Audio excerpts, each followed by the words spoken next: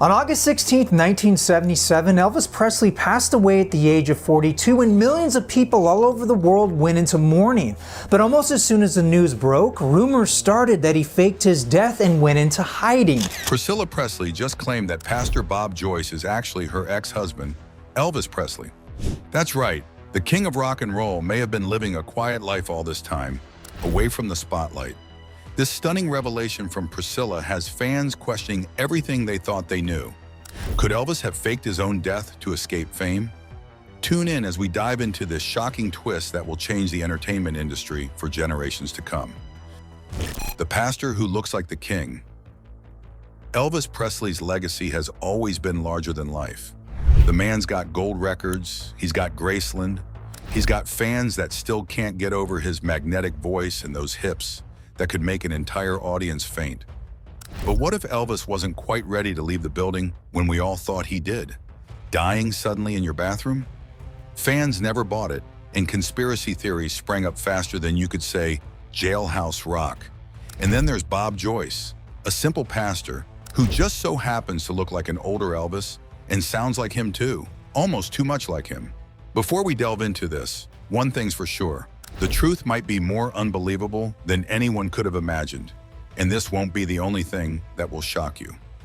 Bob Joyce has been just going about his day, preaching his sermons, and folks on the internet decided to do what they do best, dive down the rabbit hole. They pulled up his sermons, compared his voice to the king of rock and rolls, and honestly, it was uncanny. His mannerisms, his smile, even the way his eyes twinkled like they held some wild stories. They all scream the same energy. Is it a coincidence? That's what skeptics would say. But come on, when's the last time something this wild turned out to just be a coincidence? This theory became an internet frenzy, a full-blown spectacle where fans were comparing photos, making videos, and practically demanding answers from anyone close to the king. This is where things got really juicy. Priscilla Presley, the king's ex-wife and the keeper of many of his answers, got dragged into the whole mess. And her comments? Well, she didn't deny it. Not exactly. She could have easily laughed off these theories or given a definitive, no, he's gone. But she didn't. Instead, she was cryptic and vague, making it seem like maybe, just maybe, Bob Joyce could be her ex-husband, living under a new name. The bond between Priscilla and the king was always something else. These two had their ups and downs, but they were a power couple that couldn't be touched. Priscilla knew him better than anyone else, and her word, well, it holds weight. So when Priscilla talked about his struggles, his desire for peace, and how overwhelming his fame was, it started to make sense. Could he have pulled off the ultimate disappearing act to finally find the life he always wanted? Simple and free from the pressures of fame? And Bob Joyce isn't helping put these theories to bed either. The man sings with the kind of depth that just makes you think of that iconic croon. He's got the face, the posture, even a bit of that swagger. The more you look, the more you start thinking that maybe the king wanted out of the limelight so badly that he found a way to leave it all behind and live a peaceful life in disguise. The best part? Joyce hasn't denied it outright either.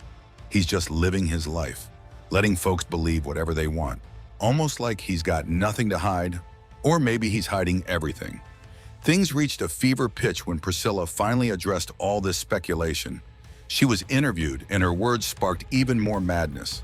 She said something along the lines of, "People see what they want to see," and you could feel the tension, the way she looked, the pauses between her words. It was almost like she was telling everyone, "You're not entirely wrong." Imagine the shock. Instead of shutting everyone down, she left this massive door open for interpretation. You know what that does to conspiracy theorists, right? It's like giving them an all-you-can-eat buffet. She even went as far as saying, sometimes the past has a way of finding its own voice. What does that even mean, Priscilla? The internet exploded after that one. Everyone was convinced she was dropping hints. They were dissecting her every move, every word, every blink. And why wouldn't they? This is the king we're talking about, the man who made girls scream and faint, the man whose hips were banned from TV. If there's even the tiniest chance that he's still out there, people will hold on to that. As more people talk, one thought becomes clear. Maybe the king stepped away to find the quiet life he always dreamed of. Fame's crushing grip on him. But think about it. Why would he fake his death? Let's get cynical for a moment. Fame isn't always the dream it's cracked up to be. He had the money, the mansions, the cars, but he was trapped in his own celebrity. The man couldn't go anywhere without being mobbed. Everyone wanted a piece of him, and the expectations were crushing. He was popping pills just to get through the day. Maybe he wanted out so badly that he figured, why not just disappear? Imagine a man named Bob Joyce who lives a simple, quiet life, very different from being a superstar who must perform Heartbreak Hotel or dance for huge crowds night after night. Now he spends his days preaching and living peacefully, leaving people guessing about who he really is. It's quite heartwarming to think that perhaps, just perhaps, the king found the tranquility he always sought. Even more interesting, Priscilla hasn't completely denied these ideas, which gives his fans a little something to hold on to, the possibility that he might still be around, just not in the way we once thought. These rumors that he is still alive aren't going away. They linger because Bob Joyce not only looks like the king, but he also has a similar voice and matches the age he would be today. With every cryptic word from Priscilla, it's as if she's teasing us, nudging us to keep the legend alive. People are taking her cue, analyzing every blurry video and hanging on every word of Bob Joyce's sermons, searching for a trace of that familiar voice. Meanwhile, Bob, or the man some think could be the king, just continues with his life, unaffected by the speculations swirling around him. The legacy of the king of rock and roll seems to persist, maybe even more tangibly than we ever imagined. Whether or not you believe that Bob Joyce is actually him or simply a doppelganger with an eerily similar appearance, it's captivating to entertain the idea. Perhaps the king never really left the building. Maybe he just shifted to a different beat, far from the dazzling lights, embracing a lifestyle he always yearned for. And maybe, just maybe, this scenario is the perfect conclusion for such an iconic figure, finding happiness far from the relentless pressures of fame. In a small church away from the bustling music scenes and the demanding crowds, Bob Joyce shares his sermons, not with the vibrant energy of a rock and roll show, but with the calm assurance of a man content with his path. Those who stumble upon his speeches can't help but pause, struck by the familiarity of his voice. Is it possible that the icon who once captured the hearts of millions decided to exchange his glamorous life for one of reflection and preaching? As Priscilla offers subtle hints but no clear answers, fans continue to weave together pieces of a narrative that allows them to hold on to a beloved star a little longer. Every subtle resemblance, every note that echoes the king's style, keeps the flame of this tale burning. In the quiet moments of Bob Joyce's talks, in the way he carries himself, some see the shadow of the king. It's a story that transcends mere fascination. It taps into a deep-seated hope that perhaps the legend of the king of rock and roll is still unfolding in an unexpected way. While the world remembers the man who once shook up the music industry, maybe he's somewhere out there, finding peace in a life chosen out of the spotlight. This thought alone keeps the conversation going. Could the king have crafted the most peaceful escape, finding solace in a life where he's not the king, but just Bob? With every song and dance move, he changed the world. But in his most famous performances, there was something deeper than just a show. The moments that made Elvis. All right, let's face it. Elvis was more than just a singer. He was a full-blown spectacle. The guy strutted onto the music scene with enough flash and confidence to blind anyone who dared to look directly at him. You think your favorite pop star today is revolutionary? He did it first. He was shaking up the status quo when most of our grandparents were still teenagers swooning over love ballads. But don't get too caught up in the nostalgia, because there's more to the story of his most legendary performances than just a few hip swivels and screams from the crowd. Oh no, it's much more than that. Let's roll back to 1956. He made his first appearance on The Ed Sullivan Show, and it was like nothing the world had seen. Sure, he'd been on a couple of other TV shows before, Stage Show, The Milton Berle Show, and even The Steve Allen Show, but none of those could top Sullivan's audience numbers. When he took to the stage on September 9th and started crooning "Don't Be Cruel" and "Love Me Tender," all bets were off. Everyone either loved him or hated him, but either way, they were glued to the screen. And let's talk about those dance moves, the scandalous hip gyrations. Oh please, it was tame by today's standards, But back then, people were gasping like they were seeing something criminal. Ed Sullivan even filmed him from the waist up the next time just to make it appropriate for the public, as if cutting off the hips stopped the teens from falling head over heels. The ratings? Through the roof. He knew exactly how to get under people's skin, and that was his hidden sauce. Then there was the $1 Million Quartet, a phrase that makes it sound like he and his buddies gathered for some high-stakes Vegas heist or something. In reality, it was an impromptu jam session on December 4th, 1956, at the legendary Sun Records in Memphis. He, Jerry Lee Lewis, Carl Perkins, and Johnny Cash just hanging out, jamming like they were in someone's garage. No schedule, no set list, just music, raw and spontaneous. They belted out gospel, blues, rock and roll, pretty much whatever they felt like. The catch? This wasn't supposed to be recorded, but someone hit the record button, and years later, we got the tapes. You can practically hear the whiskey glasses clinking as they laughed through verses and jammed for hours. It's not exactly flawless, but it's real, and that's what made him so magnetic back then. No rehearsals, no polish, just a guy who could hang with the best of them.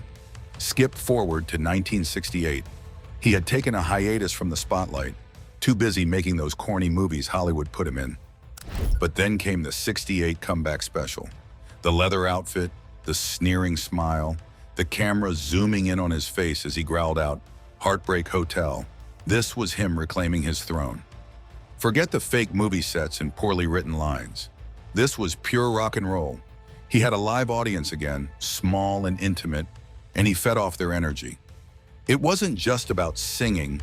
It was a performance with enough swagger to silence every critic who thought he'd lost his edge. He performed Hound Dog one night and even took requests. Anything to remind people why he was the king in the first place. And hey, he succeeded. Ratings went sky high, reviews were glowing, and he proved that he could still outshine the up-and-comers. Sometimes the king just needs to dust off the crown and let people know what's up. Then there's Vegas. Oh, Vegas, a match made in glitzy, over-the-top heaven. Starting in 1969, he began a residency at the International Hotel, now the Westgate Las Vegas Resort and Casino. Forget the small TV audiences, forget the movie theaters. This was real people in real time, night after night. He performed with a full band, backup singers, lights, costumes, the works. Let's not pretend it wasn't a little campy, though. The jumpsuits got tighter, the scarves flew into the crowd, and his lip curl turned into a caricature of itself. But the audiences ate it up. He was the first rock star to turn Vegas into a real gig for musicians, not just a place where entertainers went to cash out in the twilight of their careers. And despite the glitter and glam, he could still sing. That voice, gritty yet velvety smooth, was still there beneath all the rhinestones. You might roll your eyes at how much of a spectacle it was, but you can't deny it worked. Now on his biggest stage yet, Elvis wasn't just singing, he was showing everyone that his voice still reached beyond any borders. The King's boldest concert ever. Now let's get to the Aloha from Hawaii concert in 1973. This one was more than a performance, it was a broadcast statement. He was sent out to conquer not just America, but the entire globe. In a white jumpsuit with a red Hawaiian lei, he performed at the Honolulu International Center to a packed house. But more importantly, the concert was broadcast live via satellite to over 40 countries. This was the first time anyone tried to pull off something like that. He was beamed into living rooms in Japan, Australia, South Korea, and even far-off places like Yugoslavia. And if that wasn't peak him, trying to make an impression on a global audience, striking poses that would be replayed 1,000 times, then what was? The songs weren't anything new. He played the hits like Blue Suede Shoes and Suspicious Minds, but it wasn't the set list that mattered, it was the audacity of the thing. A global icon for a world that was rapidly changing, and he fit right in. He was a true entertainer. He had a special charm and loads of talent, which made his shows unforgettable, even when they were a bit too much or even a bit embarrassing. He always knew what his fans wanted and made sure to deliver, no matter if it meant pushing the limits of what was considered okay. Remember how he shook his hips and caused a stir among parents? He just did it more. When Las Vegas wanted him to shine, he wore outfits covered in rhinestones. And when people all over the world watched him, he put on a performance fit for a king, even if it meant wearing a white cape. He was more than just a singer, he was a real showstopper. His acts, whether on The Ed Sullivan Show or wearing a flashy jumpsuit on a global broadcast, made sure he left a mark not just in music, but as a symbol of his era. He was the king, and he made certain the world would always remember him. But here's something else. Underneath all the glitter, the high notes, and those daring dance moves that shocked many, there was a man trying to keep up, trying to show his worth. Elvis wasn't just about the greased hair and iconic sideburns. He was about stepping onto the stage and giving his all, despite any imperfections. And that's precisely why people still talk about his shows. Not because they were flawless, but because they were genuine. They were Elvis through and through. Elvis's impact on music and culture is immense. He brought a new style and energy to the music scene that was fresh and exciting. He wasn't afraid to experiment with his look or his sound, which kept him at the forefront of the music industry for years. His ability to blend different musical styles, from blues to country to rock and roll, set him apart from other artists of his time. Elvis's influence wasn't just limited to music. He also had a significant impact on fashion and entertainment.